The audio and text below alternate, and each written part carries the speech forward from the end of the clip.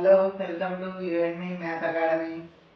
So మరి last క్లాస్లో 10 problems complete అయ్యాయండి. నెక్స్ట్ మనం 11th నుంచి స్టార్ట్ చేద్దాం, ఓకేనా? మరి 11th ప్రాబ్లం చూడండి ఒకసారి. 0 to π/2 dx by cos x minus √3 sin x. So ఇక్కడ ఈ ప్రాబ్లానికి ఏం చేయాలండి? ఇక్కడ సార్ చూడండి, 0 to π/2 dx by డినామినేటర్లో మల్టిప్లైయింగ్ అండ్ డివైడ్ బై 2 చేయాలి. ఓకే, సో 2 ఇక్కడ పెట్టుకొని 1/2 మల్టిప్లై చేద్దాం. అంటే cos x into 1/2 minus sin x into √3/2 అవుతుంది. Okay, so therefore 1/2 constant. ఇప్పుడు 1/2 into 0 to π/2 dx by cos x into 1/2ని కాస్లో ఏం రాయొచ్చు అంటే cos π/3 రాయొచ్చు. Okay, cos π/3 minus sin x into ఇది sin π/3 వాల్యూ. ఓకే, మరి ఏ ఫామ్లో ఉంది? ఇప్పుడు cos a cos b minus sin a sin b ఫామ్లో ఉంది. cos a cos b minus sin a sin b అంటే cos a ప్లస్ b అన్నట్టు. ఓకే, అంటే cos x ప్లస్ π/3 అవుతుంది. 1/2 into 0 to π/2 dx by cos x plus π/3 1/cos theta. 1/cos theta అంటే secant theta అన్నట్టు. అంటే దీన్ని ఏం రాసుకోవచ్చు అంటే ఇప్పుడు 1/2 into 0 to π/2 secant x plus π/3 dx. Okay, మరి ఇప్పుడు ఇదే ఫామ్లో ఉంది. Integration of secant x. Integration of secant x అంటే formula log mod secant x plus tan x అన్నట్టు. అంటే 1/2 into log mod secant x plus tan x. Okay, tan x. Okay, log mod secant x plus tan x. So దీనికి limits apply చేయాలి. Okay, దీనికి limits apply చేద్దాం 0 to π/2 అని. Okay, so ఇప్పుడు apply చేస్తే ఏమవుతుంది చూడండి. ఇక్కడ రాస్తాం చూడండి, 1/2 into first upper limit substitute చేద్దాం. ఓకే, log secant π/2 ప్లస్ π/3 ఏమవుతుంది? π/2 ప్లస్ π/3 అంటే 5π/6 అవుతుందండి. 5/2 plus π/3 means 5π/6. Okay, next plus tan 5π/6. So ఇక్కడ మోడల్ పెట్టుకోండి, ఇది మోడల్ పెట్టుకున్నాం. ఓకేనా, నెక్స్ట్ మైనస్, నెక్స్ట్ 0 పెడదాం. 0 పెడితే ఏమవుతుంది? log mod secant π/3 plus tan π/3 అవుతుంది. Okay, therefore 1/2 into log mod secant 5π/6. secant 5/6 ఏం రాసుకోవచ్చు అంటే secant 5π/6ని secant π మైనస్ π/6 రాసుకోవచ్చు. ఓకే, π మైనస్ π/6 అంటే 5π/6 అన్నట్టు. secant 180 మైనస్ θ అంటే సెకండ్ క్వాడ్రంట్. సెకండ్ క్వాడ్రంట్లో నెగిటివ్ అవుతుందండి, అంటే మైనస్ secant π/6. secant 30. secant 30 అంటే మనకు cos 30 వాల్యూ తెలుసు. cos 30 ఎంత? √3/2. secant 30 అంటే రివర్స్ అవుతుంది, అంటే మైనస్ 2/√3 అవుతుంది.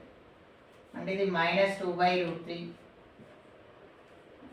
సిమిలర్లీ tan 5π/6 అంటే same, tan π minus π/6 second quadrant, అది కూడా నెగిటివ్. మైనస్ tan 30 అంటే tan 30 వాల్యూ మైనస్ 1/√3, ఇది కూడా మైనస్ 1/√3 అవుతుంది. Okay, minus log secant π/3. secant 60. cos 60 ఎంత? cos 60 అంటే 1/2. secant 60 అంటే 2 అన్నట్టు. tan 60 అంటే √2. tan 30 tan 60. tan 60 ఎంత వస్తుంది? tan 60 అంటే √3 అండి. therefore 1/2 ఇంటూ log ఏమవుతుంది? మైనస్ 3/√3. మైనస్ 3/√3 అంటే √3కి √3 క్యాన్సిల్ చేస్తే ఏమవుతుంది? మైనస్ √3 అవుతుంది. మైనస్ లాగ్ మాడ్ తీసేస్తే 2 ప్లస్ √3 అన్నట్టు. ఇక్కడ కూడా మాడ్ తీసేద్దాం, ఏమవుతుంది? log √3 మైనస్ లాగ్ 2 ప్లస్ √3 అన్నట్టు. log a minus log b, log a minus log b అంటే log a by b అన్నట్టు, అంటే 1/2 into log a by b √3/2 plus √3 అన్నట్టు. నెక్స్ట్ రేషనలైజ్ చేద్దాం, 2 minus √3/2 minus √3. Okay, therefore 1/2 into log √3 into 2, 2√3 minus 3 by denominator ఏమవుతుంది 1 అవుతుంది, 4 minus 3 1 అవుతుంది, అంటే answer ఎంత ఉంటుంది ఇక 1/2 into log 2√3 minus 3 అన్నట్టు. ఓకే,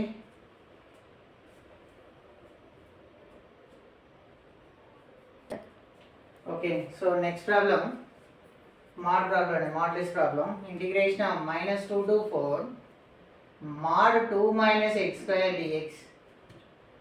మనకి ప్రాబ్లంలో మాడ్లెస్ ఇచ్చిండు అంటే మరి ప్లస్ ఆర్ మైనస్ అన్నట్టు, ప్లస్ రావచ్చు మైనస్ రావచ్చు, అంటే ఏ ఇంటర్వెల్ దగ్గర ప్లస్ వస్తుంది, ఏ ఇంటర్వెల్ దగ్గర నెగిటివ్ వస్తుంది, అది దేని మీద డిపెండ్ అవుతుంది అంటే మనం టోటల్ ఇంటర్వెల్ని స్ప్లిట్ చేయాలి. యాక్చువల్గా లోయర్ లిమిట్ -2, అప్పర్ లిమిట్ 4, ఏ ఇంటర్వెల్ దగ్గర మనకి ఇది ప్లస్ మైనస్ వస్తుందో తెలియదు.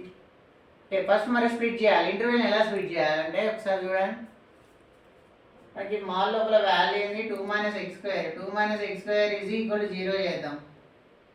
0కి ఈక్వేట్ చేస్తే 2 is equal ఎంత x square అయితే x square 2 అయితే x ఎంత ప్లస్ ఆర్ మైనస్ √2 వస్తుందండి. ఓకే, సో ఇప్పుడు ఎలా స్ప్లిట్ చేద్దాం అంటే దీన్ని, అంటే in between plus or minus √2 ఉంటుంది, -2 to 4లో ఇలా స్ప్లిట్ చేస్తున్నట్టు. స్ప్లిట్టింగ్ వచ్చేసి -√2, ఫస్ట్ -2 to 4 కాబట్టి -2 to -√2 mod 2 minus x square dx. Next -√2 to +√2 mod 2 minus x square dx. Next √2 to 4 అన్నట్టు, లాస్ట్కి 4 mod 2 minus x square dx అన్నట్టు. అంటే గివెన్ ఇంటర్వెల్ ఇలా స్ప్లిట్ చేయాలి. ఓకే, ఇన్ బిట్వీన్ ఎక్కడ స్ప్లిట్టింగ్ అంటే -2 to -√2 -√2 to √2 to 4 అన్నట్టు.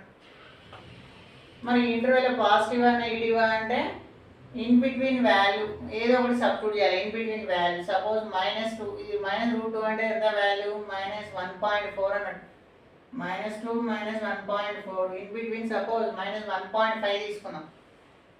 ఇందులో సబ్స్టిట్యూట్ చేస్తే ఏమవుతుంది 2.25 అవుతుంది. 2 కన్నా 2.25 గ్రేటర్ కాబట్టి మన నెగిటివ్ వాల్యూ వస్తుంది. నెగిటివ్ వస్తుంది కాబట్టి దీన్ని ఏం రాయొచ్చు -2 to -√2 రివర్స్ రాయాలి, x² -2 into 2x రాయాలి.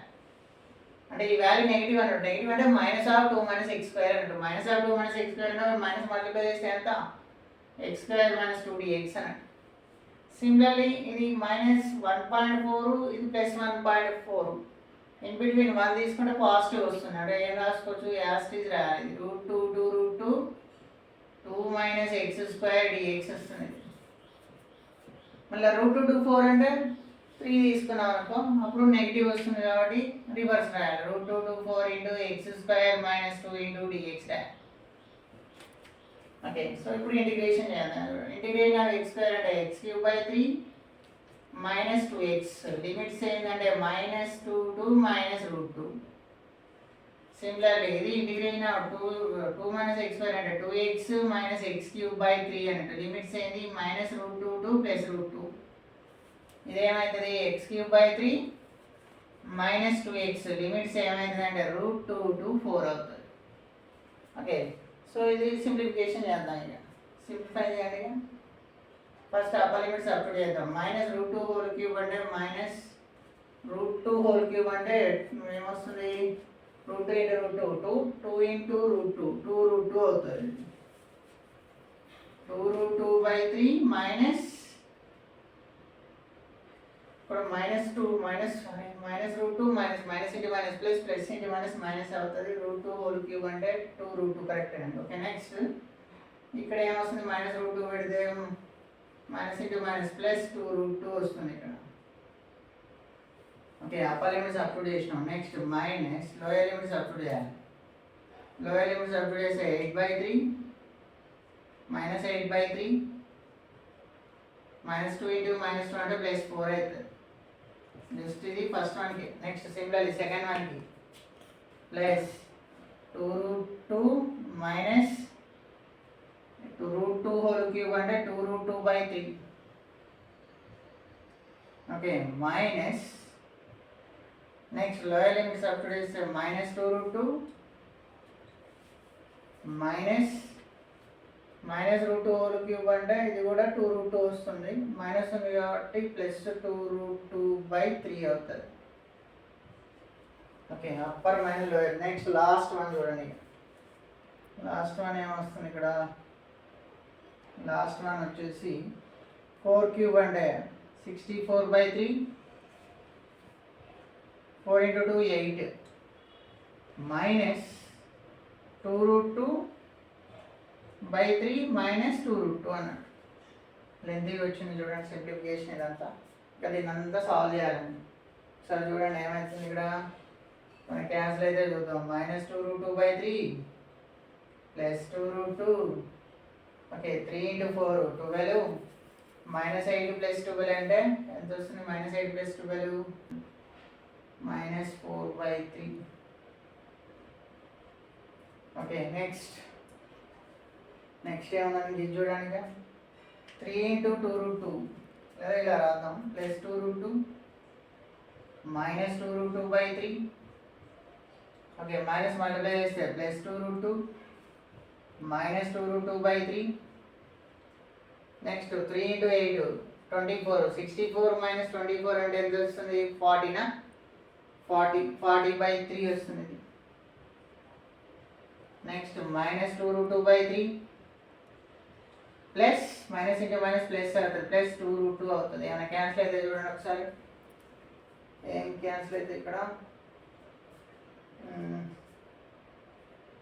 2√2, ఇక్కడ 2√2 ఉంది, 2√2 2√2 4√2 4√2 6√2 6√2 2√2 8√2 వస్తుంది. ఇక్కడ 8√2.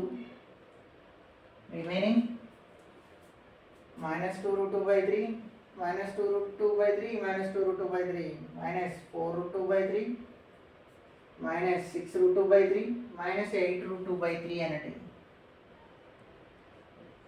నెక్స్ట్ ఇంకేమన్నా రిమైనింగ్ -4/3 ఇక్కడ ఉంది. ఇక్కడ -4/3 +40/3 అంటే 36/3 వస్తుంది ఇక్కడ. ఓకే, +36/3 సింప్లిఫై చేస్తే ఇది వచ్చిందండి. ఓకే, సో ఇక్కడ ఏమైనా క్యాన్సిల్ అయితే అంటే 3 12 ప్లస్. ఓకే, మల్టిప్లై చేద్దాం. 3 × 8. ఓకే, 3 × 8 ఏమవుతుంది? 24√2 -8√2/3 అవుతుంది ఇక్కడ. అంటే 12 + 16 16 + 8 అంటే 16√2/3 అవుతుందండి. ఓకే, ఒకసారి ఆన్సర్ చెక్ చేద్దాం. 12 + 16√2/3. ఓకే, 12 + 16√2/3 అది. ఓకే ఓకే అండి, ఇది answer. Okay, so next problem.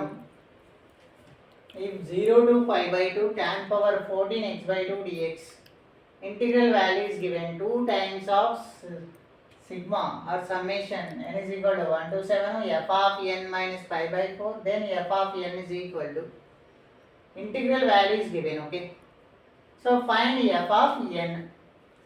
So here consider put x/2 is equal to t. Okay, put x/2 is equals to t. So derivative with respect to x on both sides, differentiating with respect to x. Okay, differentiating with respect to x. Derivative of x/2 means dx/2 is equals to dt. Therefore dx and 2dt అయితే x 0, therefore t value 0, x π/2, t value π/4. Okay, substitute చేద్దాం చూడండి. 0 to π/4 tan power 14 x/2 means what? x/2 means t, dx means 2dt, 2 left side పెట్టుకోండి, dt అవుతుంది. Okay, అంటే 2 times of 0 to π/4 tan power 14 dt.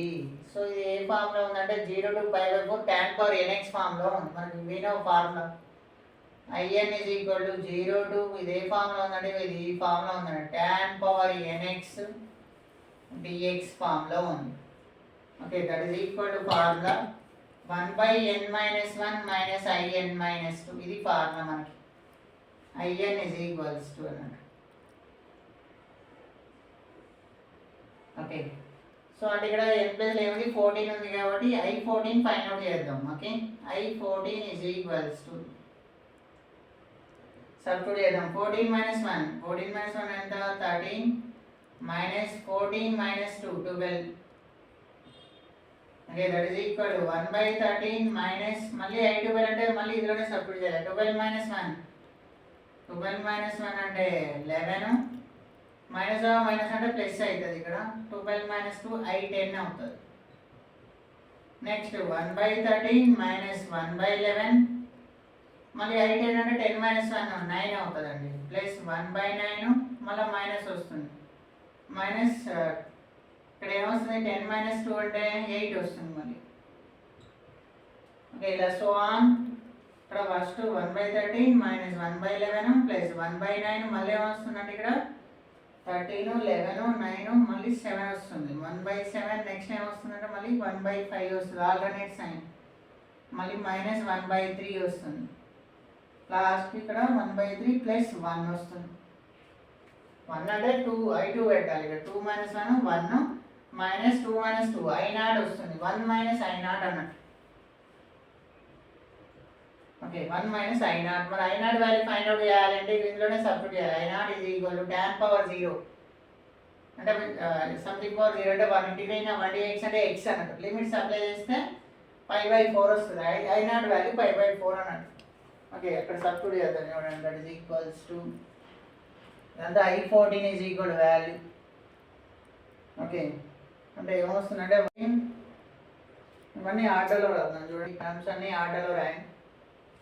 1 minus 1/3 plus 1/5 minus 1/7 plus 1/9 minus 1/11 plus 1/13. Last ఏంటి, last వచ్చేసి I0 అంటే minus ఏమొస్తుంది 5/4 వస్తుంది I0 value.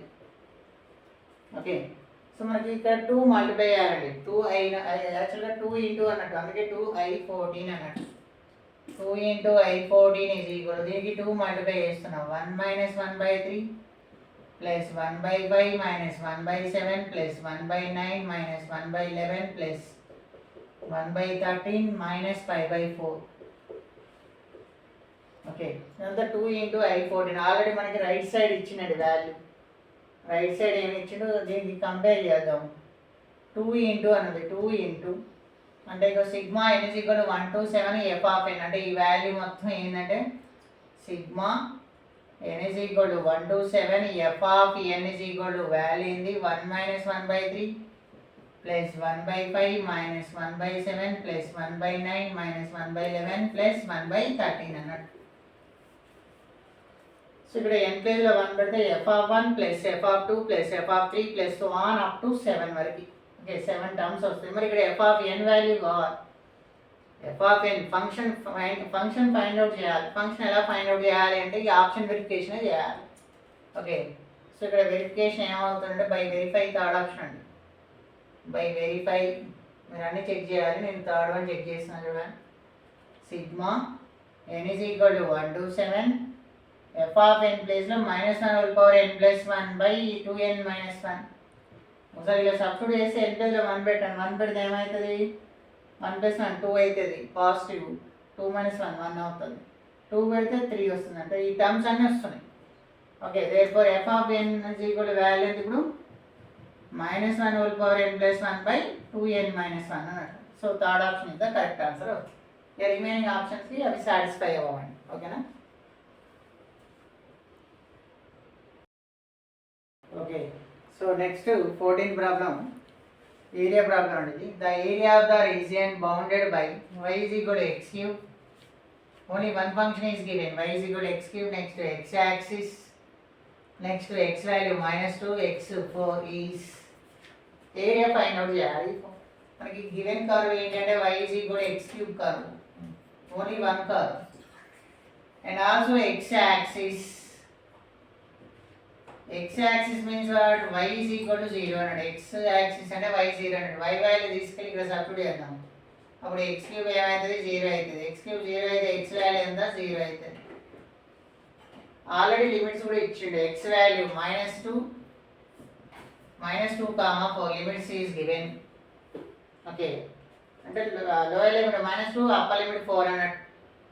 Total -2 to 4 ని split చేద్దాం. ఇన్ బిట్వీన్ 0 వచ్చింది కాబట్టి గివెన్ ఇంటిగ్రల్ ని ఎలా required area A is equal ఎలా స్ప్లిట్ చేస్తున్నంటే -2 to 0 y dx plus 0 to 4. Okay, -2 to 0 y dx, 0 to 4 y dx అన్నట్టు. మనకు -2 to 0లో y వాల్యూ నెగిటివ్ ఉంటుందండి. ఇంటర్వెల్ మరి y is equal x cube అంటే ఫంక్షన్ నెగిటివ్ అవుతుంది. ఎందుకంటే నువ్వు ఇన్ బిట్వీన్ ఏదో ఒక వాల్యూ తీసుకో. -1 సబ్స్టిట్యూట్ చేసి ఏమైతే నెగిటివ్ వస్తుంది కాబట్టి ఇక్కడ -x³ తీసుకోవాలి. ఓకే, ప్లస్ 0 to 4 ఇక్కడ y వాల్యూ పాజిటివ్ వస్తుంది. నువ్వు ఏది తీసుకున్నా కానీ 1 తీసుకుంటే 1³ పాజిటివ్ వస్తుంది కాబట్టి ప్లస్ x³ dx తీసుకోవాలి.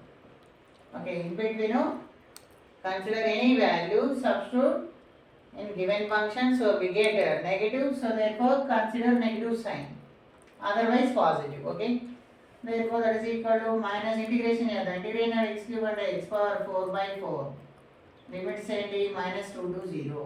ఇది కూడా same x power 4/4 limits 0 to 4. Okay, so 0 పెడితే ఏమవుతుంది? 0 minus -2 whole power 4 అంటే 16/4. 16/4 అంటే 4 అవుతుంది. ఇది 4/4 4 క్యాన్సిల్ అయితే 64 అవుతుంది. So minus into minus plus 4 64 అంటే ఎంత? 68 అన్నట్టు ఆన్సర్. 68 స్క్వేర్ యూనిట్స్ వస్తుంది. ఓకే,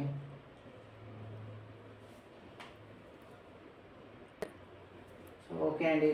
సో దీంతో మనకి డెఫినెట్ ఇంటిగ్రేషన్ కంప్లీట్ అయిందండి. నెక్స్ట్ క్లాస్లో న్యూ చాప్టర్ స్టార్ట్ చేద్దాం. ఓకేనా? బాయ్ అండి.